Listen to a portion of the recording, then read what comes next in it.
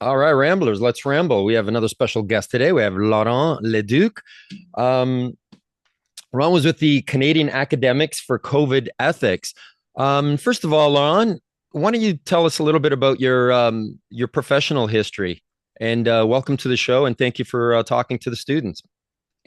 Great, you're very welcome, and I appreciate you having me on. So I'm retired to begin with. When you say my professional career, I'm assuming you're talking about academic and not to go Yes. back because I'm a what I call a born-again student. I think I was in my late 30s when I went back to university to do a doctorate, and I was interested in a whole wide range of things. I was very interdisciplinary already from my previous background. And so I looked at, what was it? Because there's so many areas I could follow, politics and Right. the whole list, philosophy, et cetera, et cetera. So I ended up with theology. I don't know if you knew that when we spoke earlier, but Yeah, a little bit. okay. And it was an interdisciplinary program in the relationship between natural science and theology. And the reason I stress the natural science is because most times when theology was interdisciplinary, it was with one of the social sciences. And I was interested in the actual natural sciences, which I had some background in already, but not as a scientist, like an official scientist. So that was my area in theology, and my specialization was ethics.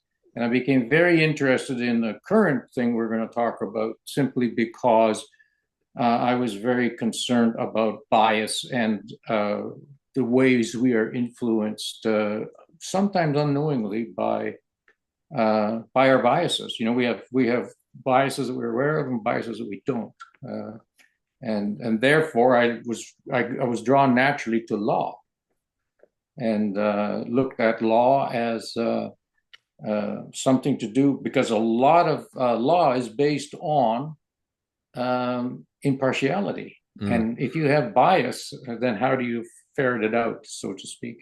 exactly. Yeah, that's interesting. You must then, because your background then is in theology, is in ethics, and you're touching on law. So you must have a radar that's always kind of being set off then anytime you see something because I deal mostly with free speech issues.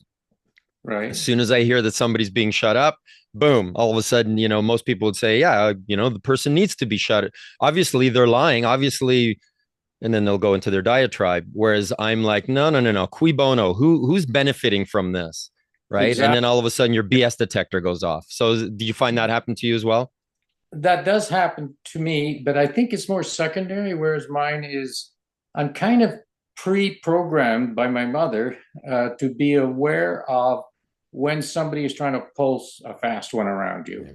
And an example of this, like in Belgium, I'm Flemish speaking, not French, but we have this word réclame, and that's always in my mind. Réclame means a reclamation, if you like, or an advertisement. And so I was from a very young age, at the age of 7 even, we were instructed, I had four siblings. We were instructed to, whenever you see something advertised on radio and television, now in Belgium, we never had television.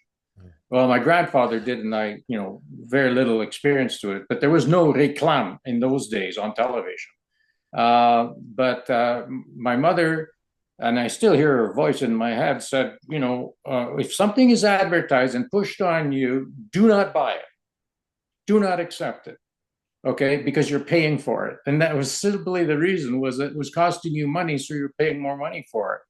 But that whole thing about TV and advertising in specific was, the free speech stuff and all of that was certainly there, but it was like, okay, when somebody is trying to sell me something like a vaccine, for Mm, example, or putting a mask on my face, and I thought, a dog wouldn't do that. A child 2 years old, the first thing they would do is take it off. So instinctively, you got your antenna up. But when they start shutting stuff down, then you're infringing on science because that's what science works only by debate. conversation. And Absolutely. now, yeah, and now, of course, we have the courts that you don't even allow, which is the topic we're going to be on Yeah, I mean, today. if information is bad and you think that information is harmful, then you combat that with more speech, not less speech. Well, that's the defense in a That's sense. right. Yeah, yeah. So And when yeah, you go ahead. yeah, so the so early on about what point are you like, hey, you know what? There's something fishy with some of these narratives that are going on. Where are you in the time frame? Are you like really early on? Are you really starting to I, get scared, or did it take a while? at first, I was. Oh, let me say that I was always apprehensive Mhm. right from the beginning. And in fact, I wrote a poem which I can send you later about that. And I write very few poetry, believe me. But when something is really comes to shove, then I do it. So I was aware very early, and I have uh, but I still was more ears and I listened.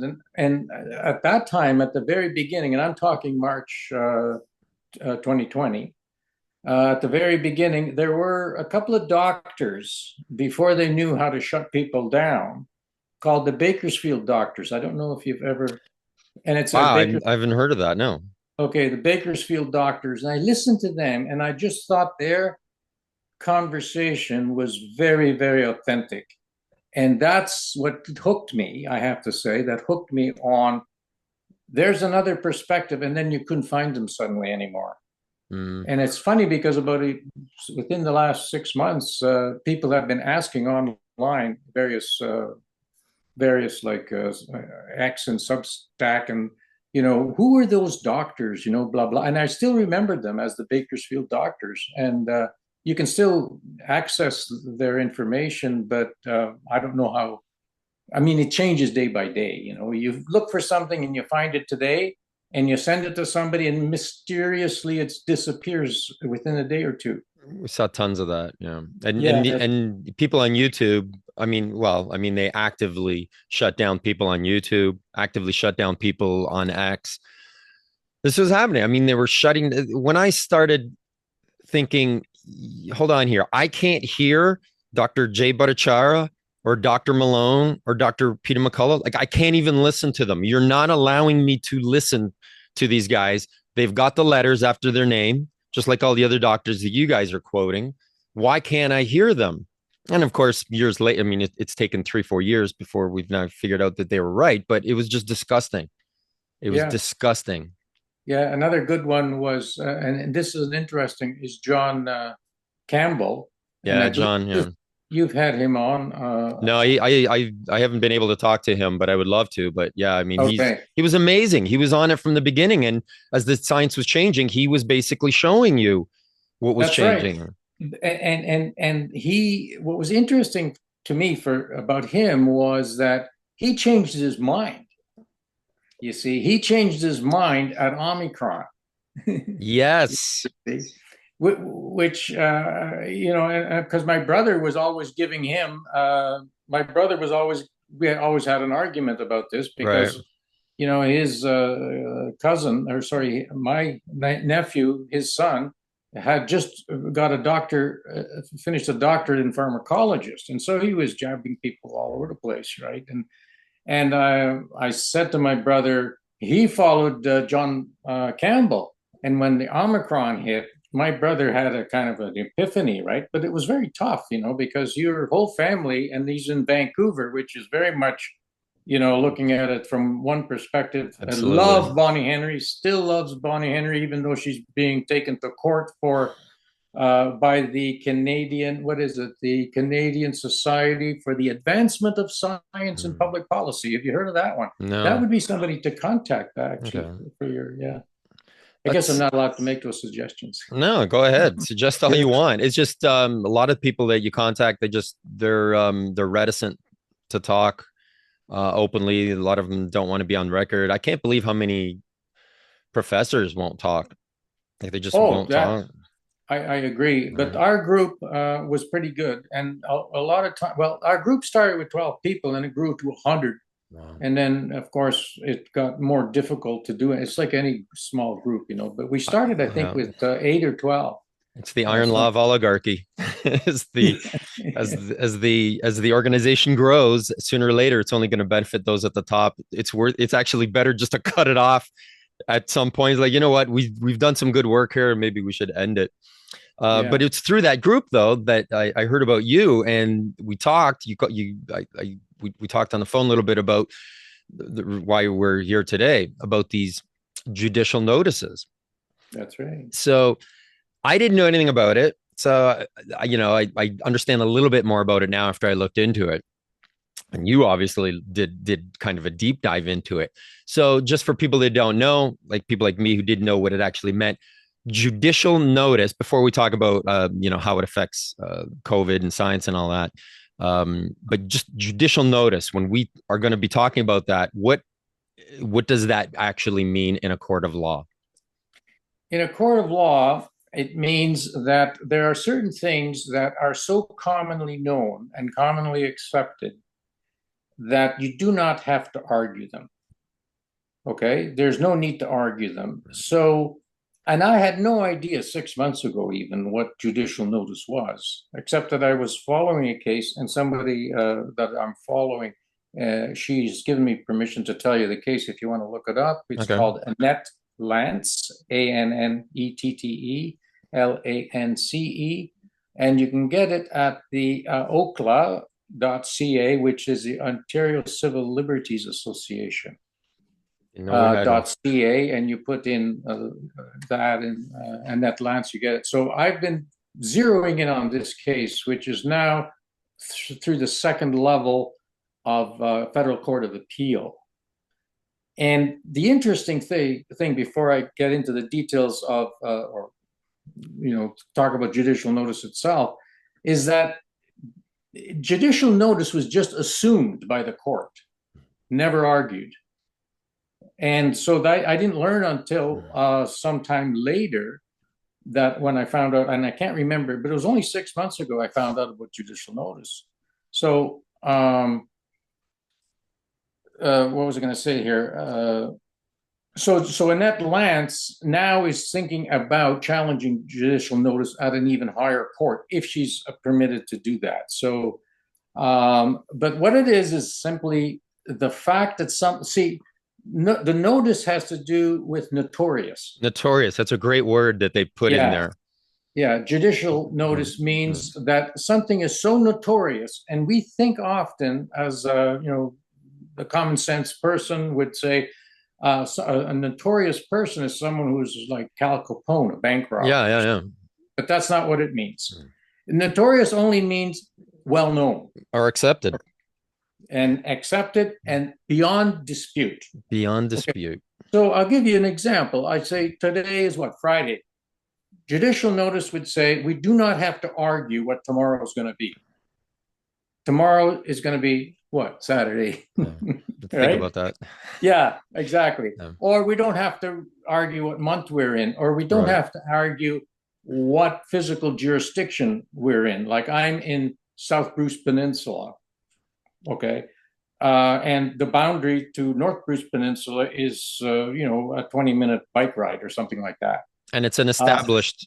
It's established. You don't have to argue it. Now, Right. it does come up when it's a drug deal, for example, and you're supposed to never be around with drugs. If you're caught with drugs close to a high school, then where you're standing when you're getting charged for that, and the penalty is greater, then you might have an argument. And so usually you say, I refuse to take judicial notice. But in the court cases that I've been following, there's very few judges that have stated, I will not take judicial notice on a vaccine-related case. Right.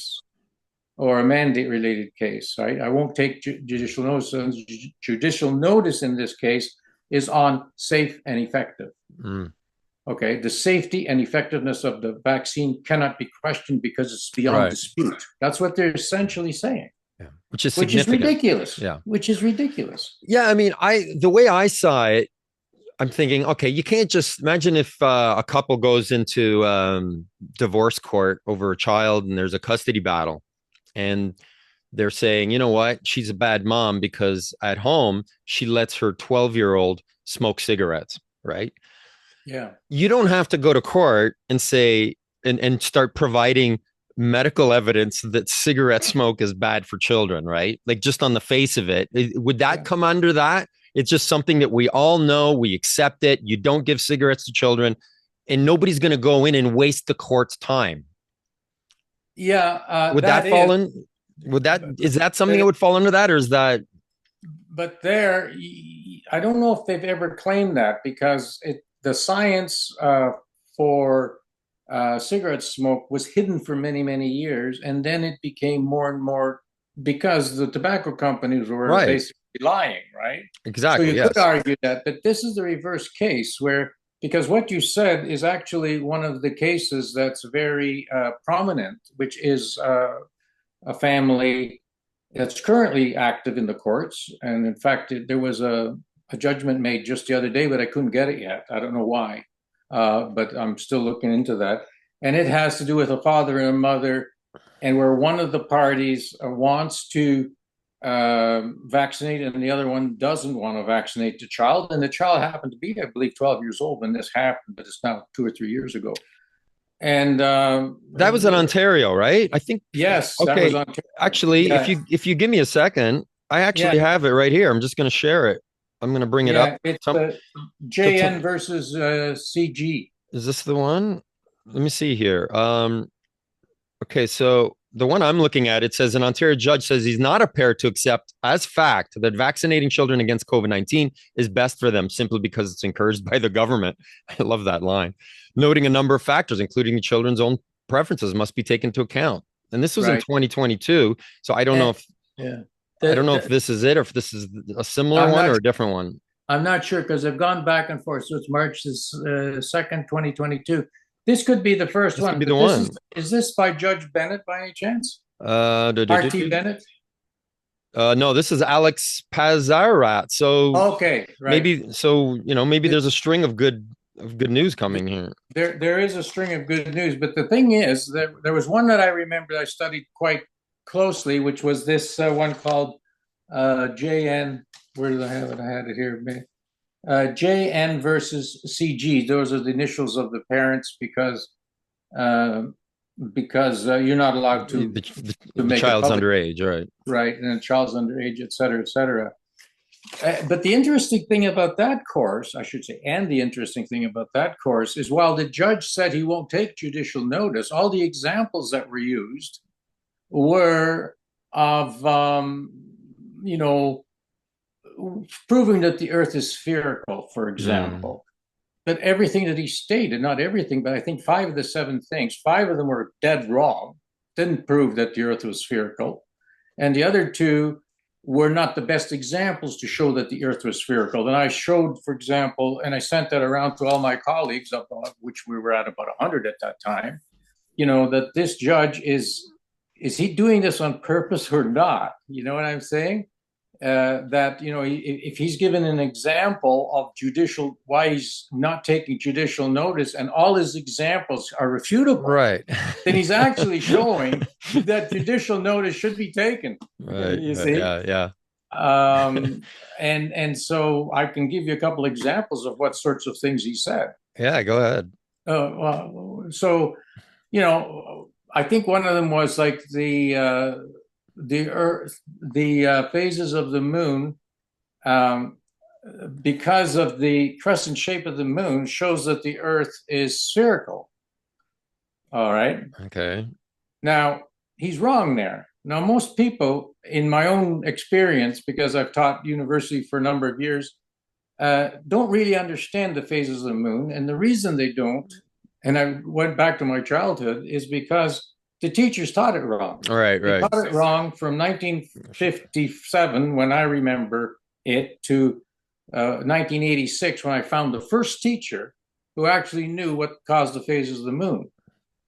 But it wasn't that the sun interfered with it or that the earth interfered with the sun's light on the Right. moon, because that's called an eclipse, you see? Right. Right. Yeah. So so so I couldn't figure out why the judge was using all this folkloric stuff that is still, first of all, is dead wrong, or second of all, like the one about the fact that when you pull the drain in your tub, it Yeah. goes in a certain direction, which Yeah. shows that the Earth is revolving. Well, being revolving and being spherical are two different things to begin with. It's not the greatest example, and also it's been refuted. So, in other words, a lot of the things are in fact in dialogue still. You know, So the scary part then here is that because you were saying you're seeing like this whole slew of these judicial notices. So were we getting to the point where it was like the judges and the judge and the justice system were like the accepted notion, the default position was that the vaccine was safe and effective, and everybody should be taking it if the government tells you to take it. the issue seems to be more that the judges don't even bring it up. Don't even bring it up. Okay. You see, because it is so notorious, meaning So so well notorious. known that it doesn't even come up. And in the Lance case, that Lance case, that is in fact, and it's never been brought up. And of course, now that she's in the higher courts, the question is, you cannot introduce new evidence, as far as I understand the law. You cannot introduce new evidence. You can only uh, talk about evidence that was given throughout the process. So, say at the first tribunal meeting, where she had a favorable decision. All right, that was challenged by the government. Now that just the fact that the government itself is beholden to their paymasters, Yes, I know. you would wonder about the whole propriety of being able to challenge someone who's already at the lowest level of the court, which is where the facts are determined and the law is applied. It can be challenged by the very government that writes the laws, right? And yeah, so I'll leave that with you because there's So more. no, I mean, so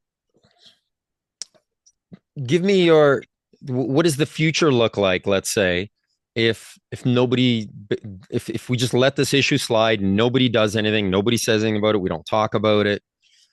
We're like, how bad can this get? Because it's not just COVID. We can do this for we could do this for measles, we could do this for bird flu, we could do this for anything, right? Yeah, they can, and they can also do it for climate change, for Right. example, and or anything else that is a fear motivated kind of agenda that they might have. And so the thing is, we always have separation of powers in the government, between the judiciary and the legislative branch, as well as the executive branch.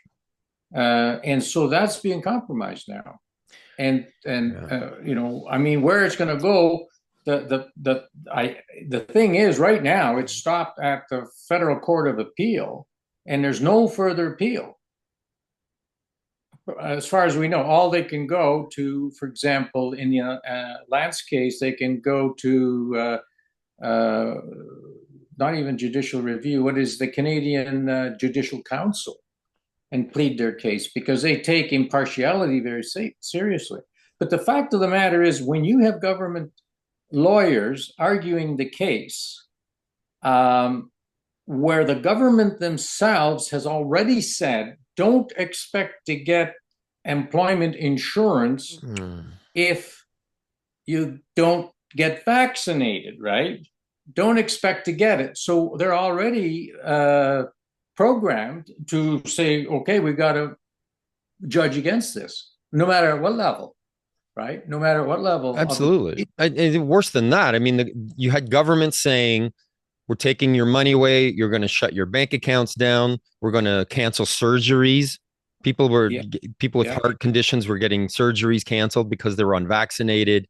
So you have this government, this tyrannical government all over the world, actually, right? Governments all over the yeah. world telling people, no, no, no, you're going to take this because we've determined this is the best course of action. And now we get to the courtroom and it's the same government with the same resources, unlimited power, unlimited Your resources, resources, my by resources that we paid into. yeah. So I'm paying you to argue against me and to give me more tyranny. And how can that be called impartiality? And the fact of the matter is, when you look at all of the judges' stuff, in online and all of the about impartiality, if you look at all of that, it just flies in the face because all they do, it reminds me of Shakespeare, where they have the lady doth protest too much. All they do is say how impartial they are, but everything, that's what they say, but everything they do suggests that it isn't. Okay, Exactly. I'm trying to tone it down, No, no, suggest that. no. I You no, I see. mean they outright lied. But if you challenge them on it, Yeah. this is the interesting thing I discovered in Ontario. The Tribunal for Social Security, and that Lance came under, if you challenged the government, the lawyer for the government, okay, if you challenge that person, they will reject it. Whereas in Alberta, if you go to I think it's called the Alberta Appeals Commission, that's what it's called, the Alberta Commerce, as soon as you raise the impartiality or the thing about bias, they will stop the meeting and they will go into, and there's three arbitrators. They will go into a little room and they'll have a little discussion, and then they will ask the one judge to leave just on the apprehension of bias. Wow. In other words, the apprehension of bias has two meanings. Apprehension. One is the one that that allows the commission, the Alberta Appeals Commission, to reject that judge. Is the apprehension is that the person that is being judged here is apprehensive, that is worried about bias for whatever reason. They don't Even have if to prove right. it. They don't have to prove bias. They just have to have the reasonable apprehension of bias, and they remove that judge and the two carry on and come to a. But here in Ontario, the law is different. Even though we're in a federal court of appeal, if you raise it to the judge, they'll slam you. They will punish you, and that's in fact what's happened. They'll take it Because personally. they take it personally, because how dare you offend us? The adjudicators here, the judges, whatever, and it's very, very, to me, and I'm very attuned to bias, right? It's very evident to me. Are you seeing, because you're following a lot of these cases, are you seeing that there's a tide of change that No, I'm not. That's the no, really really? sad thing. I'm not seeing CC because judicial notice. I haven't seen anything where I see. I used to see it 2 years ago. How judicial notice was signed was not taken by the judges, but those judges are all supernumerated now.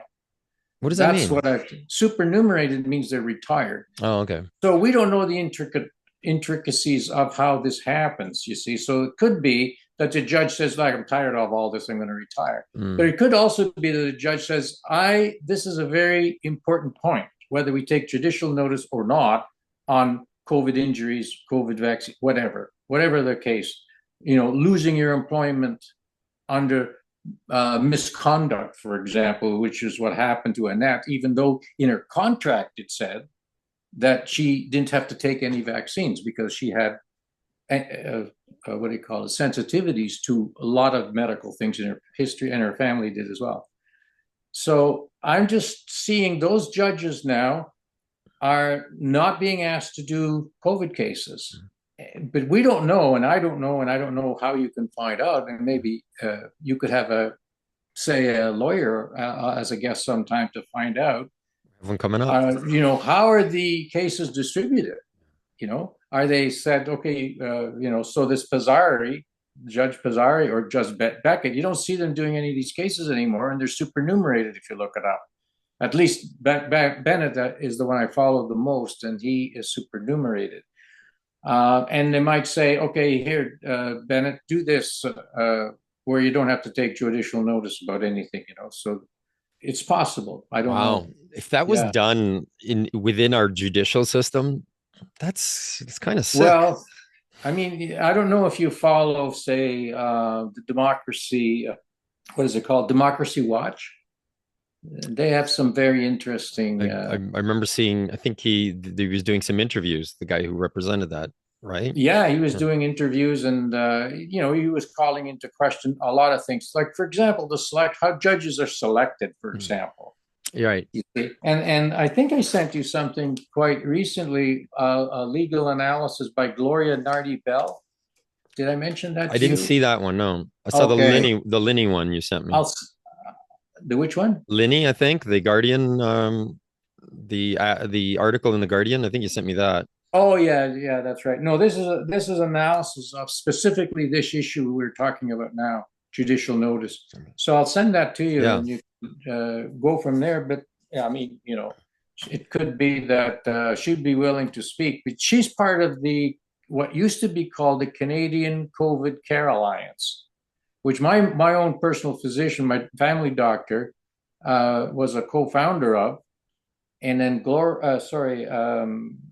uh, uh, Claudia, who Claudia gave me Chaffin, your name. right? Yeah. And she's part of our group, the but also the COVID Care Alliance. Yeah. Well, the COVID Care Alliance has now transitioned to still CCCA, but it's Canadian Citizen Care Alliance. They're now Okay. protecting the citizens, you see. Okay.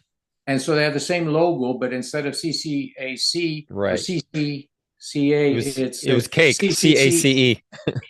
It was CCC Alliance is how it's called. So so that's what they're doing because right now it's really it's actually going the wrong way. well. I just had an interview with. I don't know if you know Major Tom Haviland. He was bringing to attention the fibrous blood clots that embalmers are finding, and I yeah, heard about that. he was doing these surveys, and these embalmers that have been in the business for 30 years, their whole career had never seen these until the last few years, and now they're seeing more Yeah, and more of it, and now they're all seeing them. But the reason why I brought him on a second time was he was going to CPAC, see if he could talk to some people, and he said basically nobody wanted to listen anymore. yeah. And he was really surprised. He goes nobody cared, and at one point somebody, an organizer said, you're going to have to tone it down or we're going to have to ask you to leave actually. Yeah, well, there were. I remember the embalmers were the ones who came up with very startling evidence. I just don't. I didn't follow that as closely, other than knowing that what they were finding was being shut down. I knew that. Yeah. Yeah. Um, do we need or do we even have anything like a patient's bill of rights or anything like that? I'm Like, not. See, my ethics. When I started ethics, got interested in ethics. Most people were in medical ethics, and because of that, I avoided medical ethics. I look at ethics in the work. I work. I look at ethics that personal ethics and workplace ethics were no different. In fact, I co-wrote a book with a colleague when I did some teaching at Seneca College, and it was uh, ethics for work and for living, or something like that. Ethics for work or for life. I forget the exact name of it now. So to me, you didn't bring Laurent Leduc to work that was different than what I would do in the community, for example. And I remember now when you ask that. Well, maybe I should go back to what your question was based on in terms of medical ethics. I think there's what came up today, and I may have sent you this morning anyway. I got something about that there is no duty of care on the part of the government to an individual. So I can say that, and I'm aware of that. But there is a duty of care of the person who actually gave you the injection, if that's mm, the issue. All right. But it could be for any side effect that you've had. So, and I forget the name of the case because it just came today to me, but it was, I think, and I haven't actually been able to find the actual ruling, which I always like to read before. yeah, so I mean the government doesn't want to take responsibility for bad decisions. So they'll just say, "Hey, we didn't give you the shot." The doctors and the medical community, the AMA, the CMA, Hey, they're the ones, they guide us. What do I know? We're just the government. We don't know. We have to rely on them. That's right. And it's the same with if you've lost your employment, the government didn't require you to lose your job, didn't require you to make that decision. They needed to provide a policy.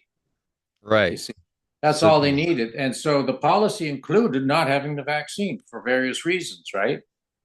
And so basically they're driving down the responsibility to the lowest level, but they're denying the ascertainment of facts at the lowest level. Do you see what the problem yeah. is?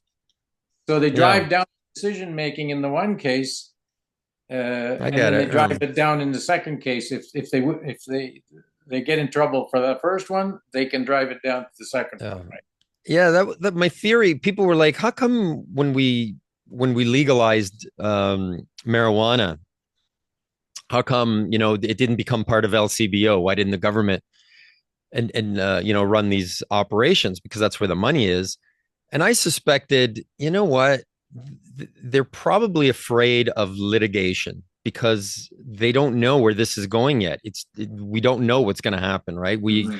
we know that young before the age of 25, if you're doing a lot of weed, it can affect your brain development.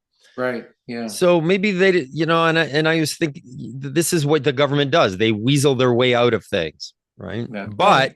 but because they're authoritarian, they still want to control you. So this was perfect for them. They got a chance to not take any of the blame for the injections and basically said, "Hey, deal with Pfizer, deal with Moderna, it's J&J, but by the Yeah. same token, we can't see any of their information for 75 years or 70 years, whatever it was." Yeah. I would You saw say, you saw that, right? Like you saw the machinations of that happening oh because yeah, but the thing is that this only started, and I'm 50. Sorry, I'm 76 years old now. So if you look at 50 years ago, it wasn't like that. So in my lifetime, I've seen this change of where government had some sense, like you felt comfortable that you were treated fairly. But if you looked at, say, the convoy, the Canadian right, truckers convoy, you see that at that time, there was a running away from what was a legitimate protest. And it was such a successful protest that it scared protest, the government. yeah, And then they broke their own law. yes, they And broke then they many got a rule. laws. Then they got a ruling. And before they even had time to read the ruling that they were acting illegally, they said, we're going to appeal it, right? It hasn't happened yet. It's But you see what I'm disgusting. saying is that instead of sitting down and looking at the ruling, they already decided they Yeah, would appeal it on principle. on principle alone. Yeah. Yeah. The other thing too that's happened. I follow the American political system more than I follow the Canadian one, even though I live here. Um, but the idea of regulatory capture, right? So you've Oh, got yes. that is a huge freaking problem. So we have an agency, and we'll call it the Food and Drug Administration. And what we'll do is the point of this agency is to make sure that these drug companies are on the up and up, and they're not screwing us. But you know what? They're going to give us the funding, and we're going to have a back and forth, this incestuous relationship where people retire from government and they go work for Pfizer. People retire from Pfizer and they come and work for an advisory board at government. It's totally disgusting, isn't it? It's shameful, and it's also a problem even in the academic community, where if you look at, say, the up and coming thing is climate change. Now, I've studied climate for a long time, and I taught ethics, environmental ethics at the U of T for a number of years, I guess 3 years altogether, and elsewhere. So, what was I going to say? I forget now. What was I? The climate. Oh yeah, the climate thing. So the By thing the way, is, that's happening to me too now. I'm well, younger at than my you, and age, I'm forgetting. I'm asking a question, and I'm forgetting what the question was as I'm asking the question. It's happening all the time to me. exactly. Thank you for understanding, and thank you for telling me I'm talking about climate. So if you wanted to get funding because you get a shirt grant. I don't know if you're social science, that's a social science grant, but you can also get the the scientific grant. I forget the name of that one because I never applied for those. If you wanted to get a grant, you have to put climate change in, and you have to take the consensus view of climate, Yeah. right? Or you won't get funding. Okay, so some people just say, "Oh yeah," and then there's the climate change thing. You see, assuming that they're going to talk about, the scariness of carbon. But I remember growing up that carbon was considered the sacred molecule. Have you ever heard that? Carbon was No. considered Well, the sacred molecule. we're carbon-based animals, right? That's right. And if it wasn't for that, we wouldn't have the kind of connection. Carbon was described as the promiscuous molecule because it actually made all kind of micromolecules, and so it was very shocking for me to hear about. Okay, well, atmospheric climate is one thing, um, but having it challenged on the basis that you shouldn't have it.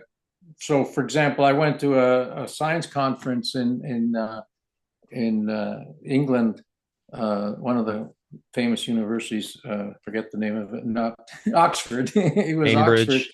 and not Cambridge. It was Oxford, Okay. and the fellow was talking from Israel. I remember, and he was talking about greenhouses with they pump the carbon out, right? So plants grew better with carbon, is Mm. what I learned. That they actually artificially raise the carbons. In But the I followed, greenhouses. Okay. yeah, and I followed the Keeling curve ever since the 70s because I was teaching, and then I was teaching in the 90s, I guess. Not the Keeling curve. Yeah, I guess it was early anyway. And it was at 300 parts per million. I think now it went as high as 420 or something like that. But the interesting thing is, if you want to get funding, you better talk about climate change and you better be on side with it, Yes. right? And so, but to me, this goes completely against Of science course it because does. science has to do with discussion and debate. Now, to be truthful, I don't like. See, these words are loaded words. Discussion and debate. Discussion comes from the word percussion, or the cushion in percussion is the same as discussion, where you're trying to convince someone of beating them over the Yeah. head. And then the other one is debate, is from batter, to hit somebody. Yeah. I don't know what the word you would be familiar with, but so both of those words are loaded in that it sends the message that you're conflicting, and certainly you can be presenting different sides of a different sides of an issue without having to look at it through the eyes of beating each other over the head is my point. Yeah. And they And also, so yeah. I like a conversation. We're not having scientific conversations about this, and there's no balance even if there is some. No, no conversation at all. Well, because what science has now become is we have our conclusion. So let's go. Give me data points that are going to help my conclusion. Like you saw that with so many of the horrible masking studies, they made Oh yeah, no sense. So they say, well, here's a town in Texas and here's a town in California. yeah, California, they masked and here they didn't. And it's like, really? So, you need me to tell you that those are two different people and there's other variables. Like, and I don't yeah, even do science like that. But yeah. they would trot it out on MSNBC or CNN. Rachel Maddow says it, and all of a sudden now it is judicial notice now. The science, as it's they it say. is it's notorious and it's accepted, Yeah. right? The thing is, what clicks for me when you say data is there's an issue with data in that it suggests that it's from the Latin word datum, which That's means the him. given, that dare or dar. I forget my Latin too now, but it's not given at all. It's taken. It's taken. It's taken. And the word should be capta. And this, I remember reading a paper many years ago, even before I studied the philosophy of science, history and philosophy of science, and it was by Peter Madawar. And I remember filing it. And I was very young. I can't remember. I was in my teens, and it was the scientific paper is a fraud. And the reason it's a fraud is because data isn't just given by the universe; it is captured by the scientist who has an interest, not necessarily a conflict of interest, but an but interest. he or she might wake up with from a dream state. I wonder if this is connected to that. Okay. And even Darwin, when you see everybody knows about Darwin, the origin of species, and I don't know if you've ever read it. I tried reading it as a kid, but I found it completely flabbergasted. But what's interesting is that Darwin has a lot of letters from Darwin, letters to Darwin, and Hmm. that those were put together in a book. And when you read Darwin through his letters, both received and sent, you realize that he said he cannot imagine what it's like to walk into a gravel pit and just pick up any stone. All right. And he says, I'm going to go through a lot of gravel and pick it up and look at it. And one of them I'll say, wow, right? You see, so that's data. That's Right. what he now investigates. And he puts it under the microscope or whatever, the very analysis starts Hmm. at that point. But he is the one who picked it up. And it's not just what you pick, it's what you don't pick as well. Well, you go over all the Right. gravel, it looks pretty gravelly like. Exactly. But if you pick up one like we do this here, because we have lots of fossils, right? So you pick up one that's, oh, wow, you see, and then you study that. Well, And then there was yeah, but like, when you're cherry picking your data, right? Like nobody, nobody talks about what the greening effect that climate change has had on Africa. It's greening. It's doing better. Don't they yeah, have a say in this? well, I fact it's because carbon is higher.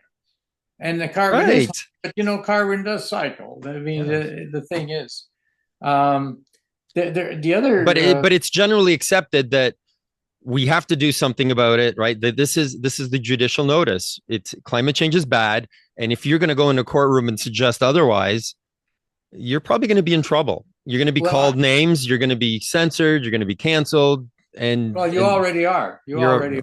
I mean, and like I belong to Ontario Nature because the property around where I live is owned by Ontario Nature. So we support Ontario Nature. But every time they say something about climate, I challenge them yeah. on it. That I never ever get a response. I never get an invitation, even though I offer to give a talk about this and what is missing in the climate models. And I remember the scientific conference I mentioned earlier that I went to.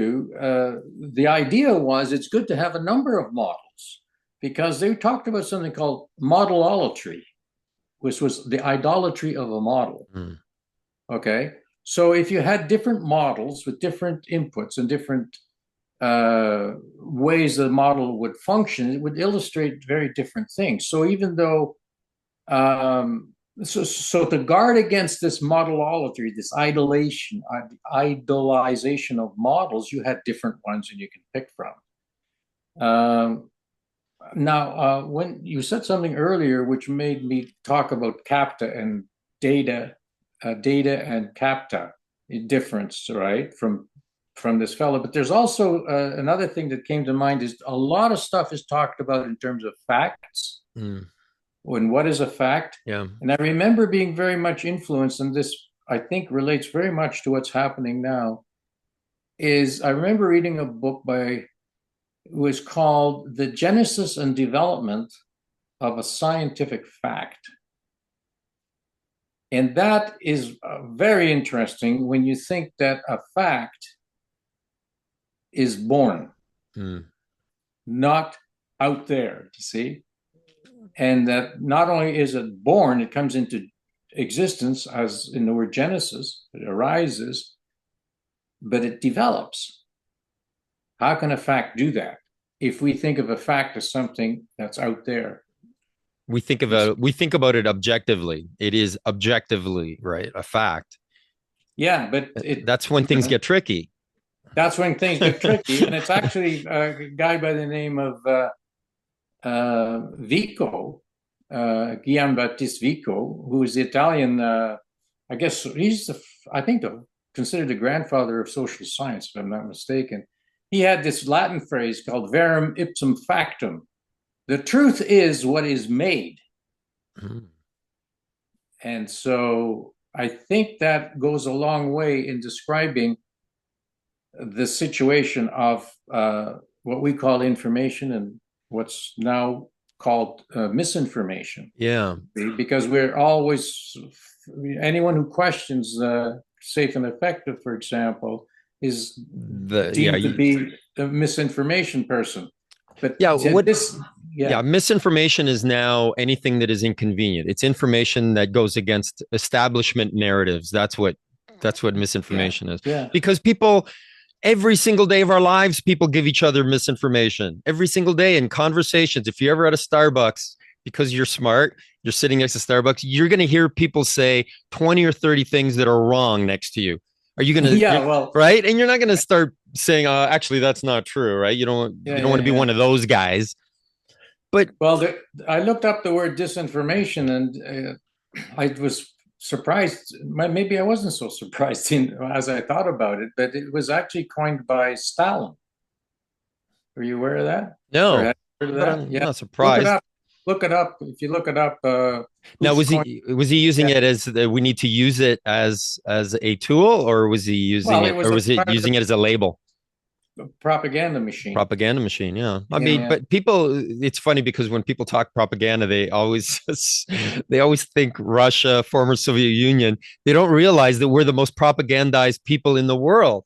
The And term it, comes from there. yeah, it's funny because we're in my classroom and I said to the class, and I have a lot of international students, a lot of Chinese students, and I said to the white students that are from Canada, I said, you don't know that you're being propagandized, but the Chinese students, they do. And they so the, expect it. and they And they expect it. And they're like, exactly. yeah, yeah. And I look at all the Chinese students, they're like, yeah, he's right. We don't believe it, but we kind of nod our heads. But Yeah. here, because I think it's tied in with your team and your party, I think that's why people are so willing to set aside skepticism, rational thought,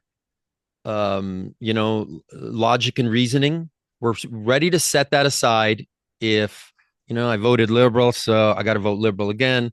So I'm going to take this vaccine and I'm going to argue for it because now my identity is tied with it. Yeah. Yeah. I think you're right. I think you're right there. Did we're talking about data. Did you remember that experiment a few years ago where they gave a whole bunch of researchers the same data and they all had different conclusions. It was kind of like a social experiment. And I think Peter Boghossian, I don't know if you knew what he was doing with those phony studies. I know the name. Is it Yeah, Nagosian? Boghossian with a B. And Gagosian. yeah, and Okay. he No, had a partner.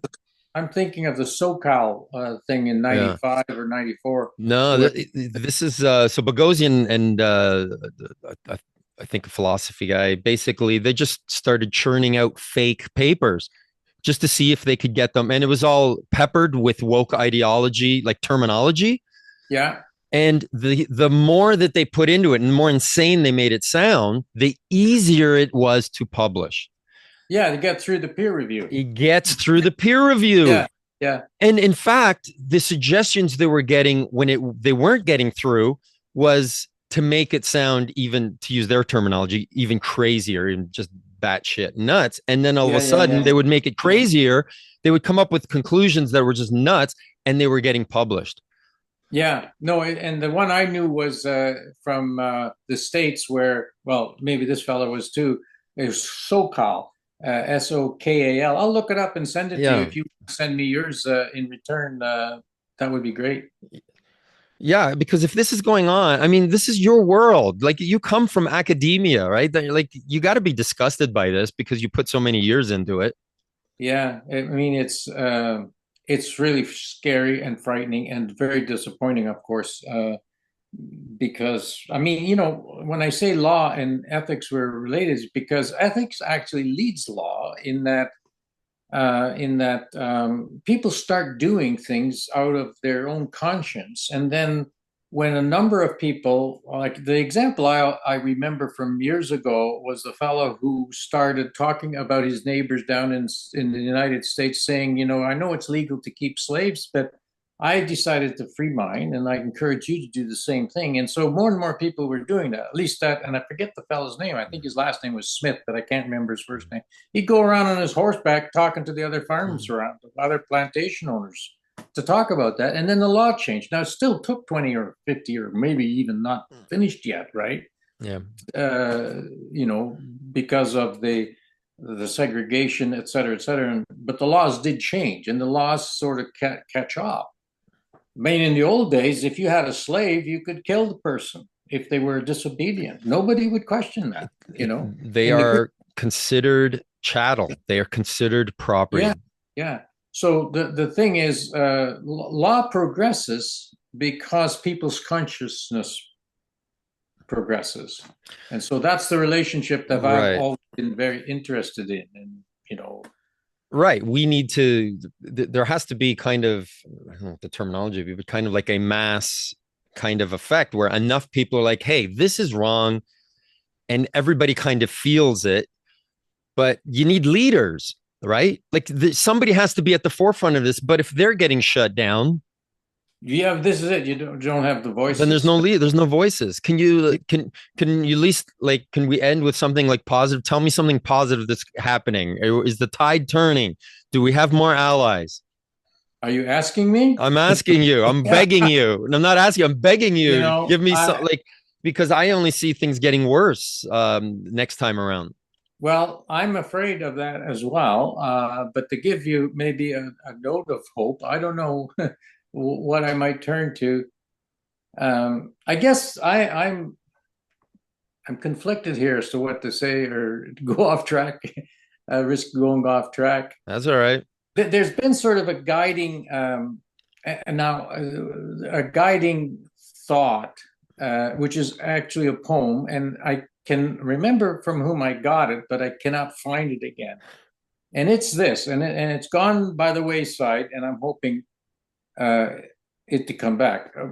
But I'll also say Charles Hoff. I don't know if you followed Charles Hoff, the doctor from BC.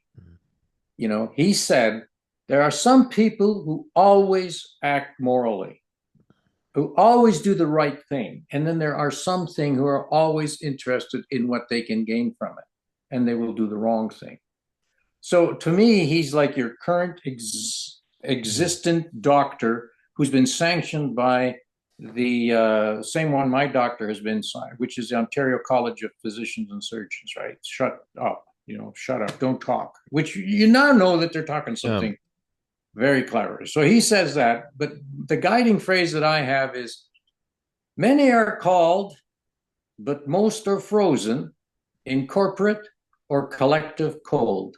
These are those who choose not to be chosen, but rather to be bought and sold. And I just say that little rhyme to me every so often when I get depressed. And so it's knowing who you what you represent and what you will fight for and where you will fight for it. And no, I mean that's so true. I sometimes in one of my my communications class, I teach a bunch of police officers, and usually they give me the human rights class to teach them. Maybe they figure this way they don't go and trample on everybody's civil liberties. But I tell them, look, when the state comes after us, who's going to be at the front door, right? And they were smart enough to put their hands up saying it's going to be us. So what I'm trying to get across to them is where's your red line? Right? Where is your red line? Start thinking about what is it that you're not willing to do? What is it that you're saying, no, no, no, this is too much? And yeah. during COVID, you found that most people didn't have one.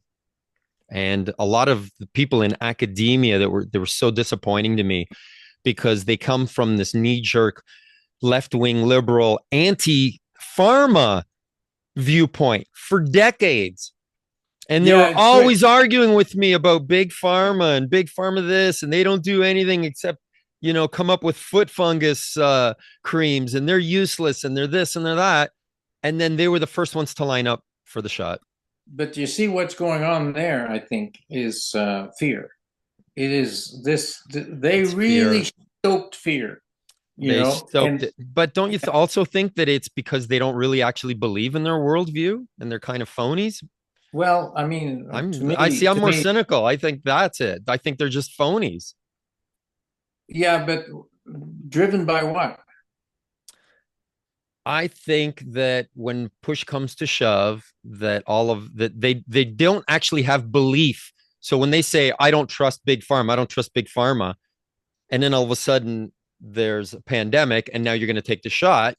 You said you didn't believe them. Now I don't believe you when you say you didn't believe them. I think you were just saying Okay. that because it was part of your left wing ideology. It was part of your worldview, and which changed, right? And then it kind of became kind of a right wing kind of thing for a while in certain pockets, not everywhere.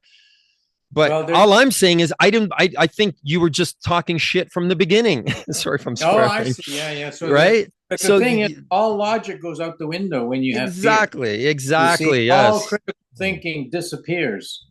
And if because fear is such a, I don't know what part of your brain that's from, but it's kind of like reptilian. I don't know. Would that be correct? I don't know. I mean, it has its evolutionary advantage, right? Hey, I'm afraid Yeah, of that animal over there with the spikes in the teeth. That kind of makes sense. fight But and flight, right, right? but Yeah. right, freeze, fight, fight. But now it's like, oh, but here's a disease, Yeah. and I think a lot of it also is if you're one of us, you'll take it, right? But We see, all yeah, have to be in it together. yeah, We're all going to die together, or we're all going to live together. yeah. But it's all for one.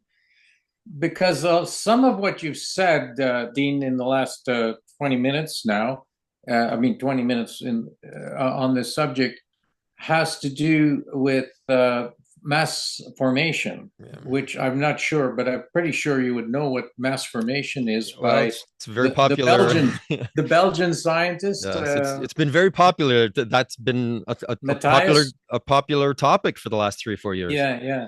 But here's an interesting thing. When I first heard of mass formation from uh, Matthias Desmet When's the in first time you Belgium, heard about the concept and started hearing about it? well, the first time I heard it was when he was interviewed very early when he became known as the psychologist in Belgium. And No, if you could give me a time frame though, like decades ago, years ago, no, like no, what? no. This was like This maybe two and a half, three just two years and a ago. half years ago. Okay, go ahead. Yeah, maybe two and a half. Sorry. And I looked up the mass formation, and it had to do something with cosmology, like physical cosmology, not the cosmology of Right. how do we think the world began, out of our imagination, but the actual physics of cosmology.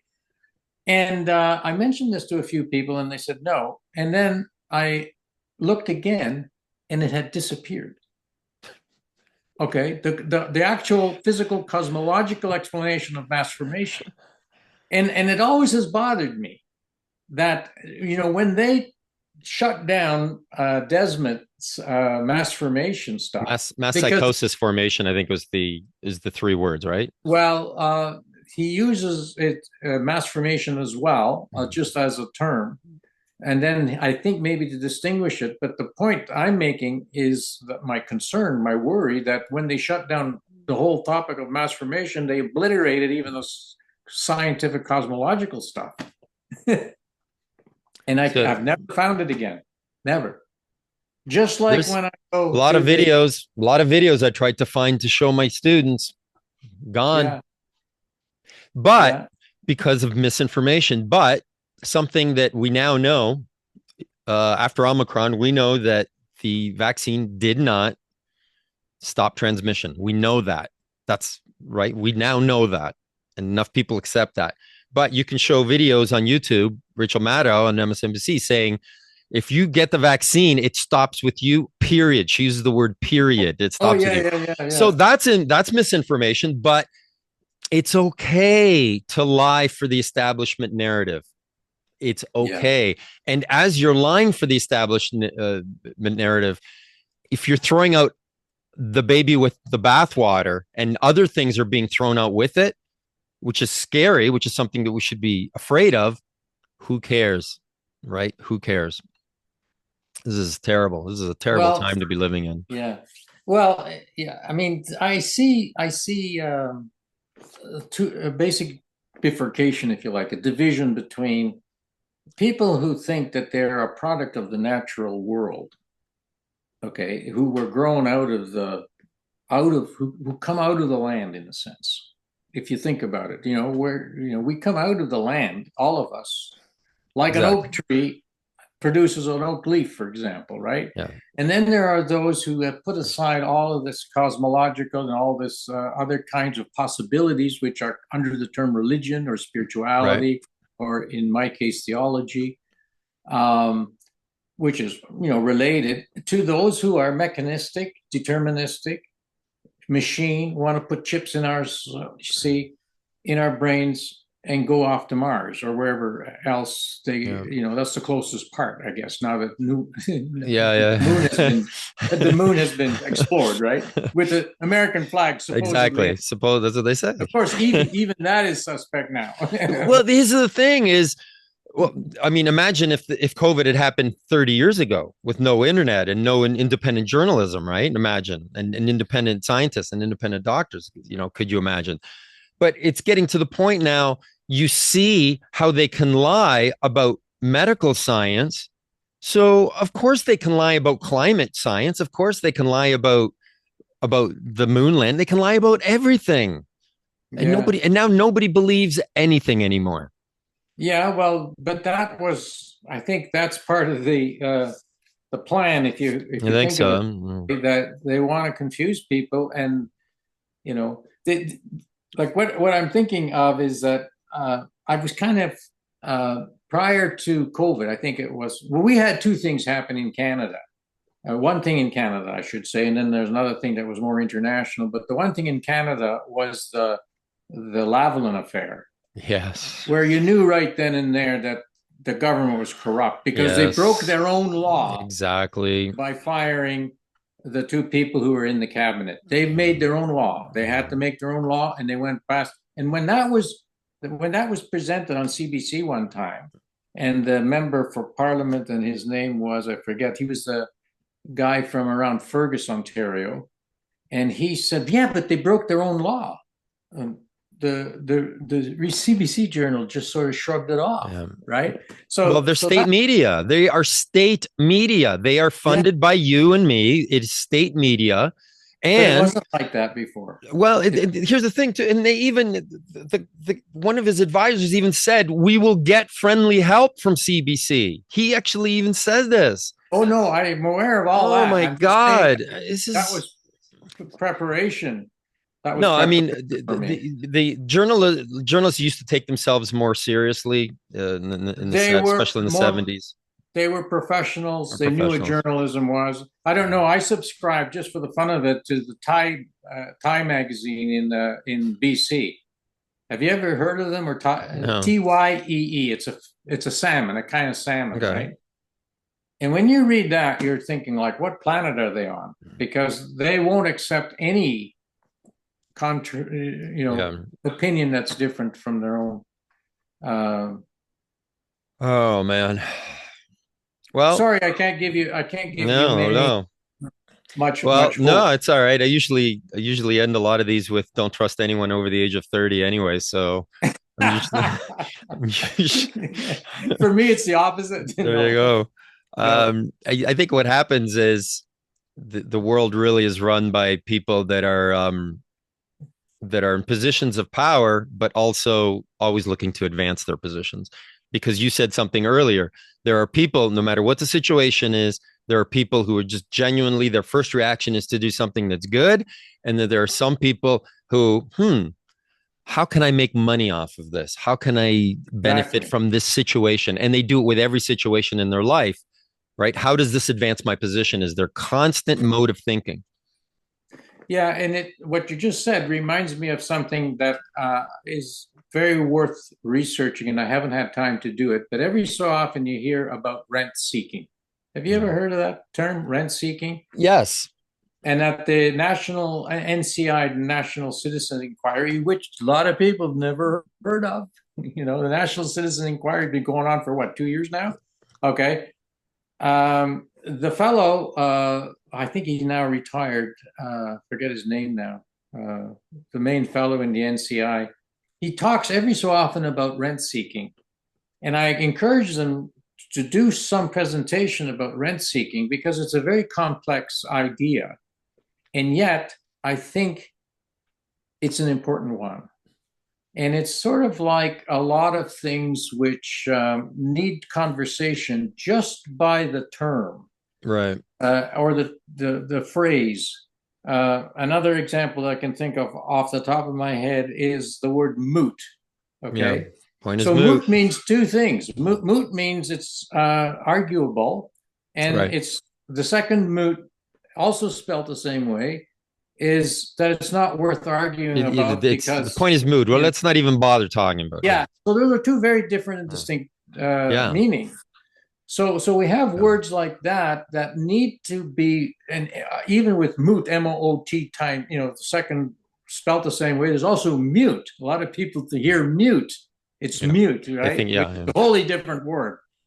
But I mean, something as simple as you're driving it on the highway, and the truck on this side says flammable, and the other one on the other side says inflammable, and you say, "Well, what the heck is going on?" We have That's right. simple words Regardless that and we don't know the irregardless. meaning. We don't have the meaning of. You Yeah. see? I was trying to get popularize the word ruthful instead of ruthless for Oh, and I ah, was also using the word gruntled instead of disgruntled just to see if anybody would say it, interesting. right? Because gruntled is a word. I'm gruntled by Ah, this meal. yeah. Um, I don't know how we got here, but Well, this has been fun. I was playing with the word immunity because I'm thinking if there's immunity, what is immunity? You see? Yeah, get the But I didn't come up etymology. with anything. Got to get the It etymology books always out. it corrected me and said immunity. Yeah. Well, I mean, listen, that language is so important when we control people, right? If we can change the definition of recession, vaccine, um, if we can just change definitions, right? Shell shock to post traumatic stress disorder. Now all of a sudden we can treat people differently. We can control them differently. Yeah. I think the agenda is to control, and it started Always has been. it's control, and I'm afraid to say it, but it's depopulation too. Yeah, that's The something we could Club talk of about. Rome. Yeah. I remember reading the Club of You Rome in remember the 19. Club of Rome? I haven't heard that in Yeah. ages. Yeah. Well, Limits to Growth. I read Limits to Limits growth. to Growth in Limits to 1974 or growth. 1971, I think. Read Everybody in the Limits. 70s had to read it, Yeah. just like And I everybody in the believed 80s. it. Did And you I believe? And you believed believed it it? Yeah. then. But Yeah. you see, now I'm saying, oh my God. Like Carney's talking, I've heard this now. I do want your audience to know if your audience is going to hear this. I Go mean, ahead. So this is that unedited, Carney unfiltered. Carney in his books, and I think it's in the book Values, and that's an interesting title because values is a bracket around the S. So he's mixed up value and values. Right. Okay. I So thought you were going to say the S yeah, was a dollar but sign, but go ahead. the act, the, yeah, precisely because one of the things he was suggesting, I understand it was in that book, but maybe not. Maybe it was another talk or another event that to auction off the right to have children. Mm. Yeah. So, Well, we was talking with a coworker a while back about how most countries their birth rates decline just naturally anyways, and people are predicting by 2035 the population of the planet will go down anyways on its own. Like look at Japan, just naturally on its exactly. own. Yeah. Japan basically it has a declining population on their own, and they're Yeah. trying to fight against it, And I and just it's not read working. recently that there's some plan put forward by the new prime minister, if you want to call him that, which I do with brackets or Sure. quote marks, is to bring up the population of Canada Mm. by opening it up to 100 million people. So 70 million more people. Well, listen, if everything that we suspect is true, and everything basically benefits the establishment, and nobody's having kids, somebody's going to have to work these jobs for these corporations. Somebody's Well, going to have to do it. they're expecting robots to do that, All right. except that robots need a lot of maintenance and a They lot need of a lot of lubrication. maintenance, and frankly, A a lot lot of of this lubrication. AI, yeah, and a lot of this AI is actually quite crap. It's actually Yeah. it's overblown. Well, Listen, I this has been agree. a great conversation. I can't wait to talk to you again. Thank you so much for coming on, You're very welcome. Thank you so and much for having me. keep fighting and keep sending me stuff, and we're gonna get this Okay. up on the website. And good All luck right. with your students. I Thank think you. that if there's hope, it's with them I know they just and with you. and this is what I'm trying to get across to people that I'm trying to get to come on. I'm like, everybody says, "Oh, these kids, they don't know anything. They don't know anything." Okay, well then come on and tell them something then, right? Yeah, Let's yeah, yeah. educate them if they're going to be our leaders. So when people like you come on, I really really appreciate it. Thank you very Yeah. much, sir. I'm just going to You're pause very, it while I say goodbye to you. yeah. Okay. All right, I hope you guys something a little different. I hope you guys enjoyed that. And again, be seeing you, and don't trust anyone over the age of 30, like I said. Take care.